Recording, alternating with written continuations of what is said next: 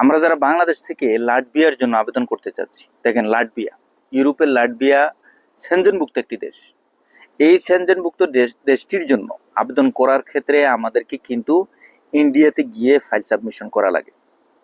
এই বিষয়টা কিন্তু আপনাকে খেয়াল রাখতে হবে যে লাটভিয়ার জন্য আপনি যদি জমা দেন অবশ্যই কিন্তু আপনাকে ইন্ডিয়াতে গিয়ে ফাইল সাবমিশন করতে হবে।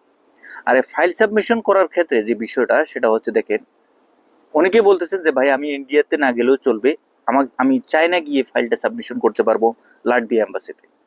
এখন যে কথাটা আপনাদেরকে বলবো সেটা হচ্ছে, দেখেন ইন্ডিয়াতে লাটভিয়ার যে এম্বাসি রয়েছে এবং এই এম্বাসি থেকে আমরা এই এম্বাসিটা কয়েকটা দেশকে হ্যান্ডেল করে, বিশেষ করে বাংলাদেশ, নেপাল, মালদ্বীপ, শ্রীলঙ্কা এবং কি ইন্ডিয়া।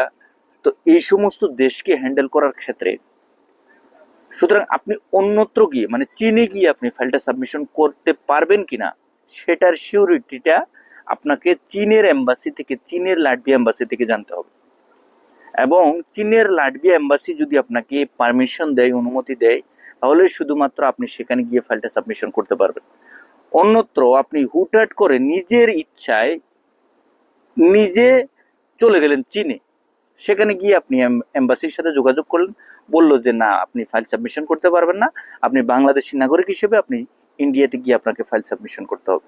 তাহলে এখানে দুঃখজনক ঘটনা ছাড়া আর কিছুই হতে পারে না। অবশ্যই আপনাকে যেখানে গিয়ে ফাইল সাবমিশন করবেন ওই দেশের এম্বাসির সাথে আগে আপনি যোগাযোগ করবেন।